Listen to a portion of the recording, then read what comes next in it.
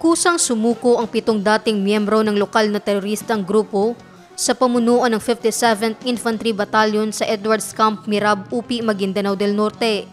Kasamang isinuko ng mga ito ang 2 60mm mortars, 2 M14 rifles, isang M79 grenade launcher, isang caliber 30 sniper rifle at isang 7.62mm sniper rifle. Kilala umano ang mga ito sa kanilang dating pagkakasangkot sa mga karahasan at terorismo sa lugar ayon sa 6th Infantry Division. Iprinisinta ni 57 Infantry Masikap Battalion Commander Lieutenant Colonel Aaron Gumabaw ang mga sumukong rebelde kay Brigadier General Michael Santos, Commander ng 63rd Infantry Brigade, sa isang seremonya na ginanap araw ng Martes, June 3 sa headquarters ng M7IB.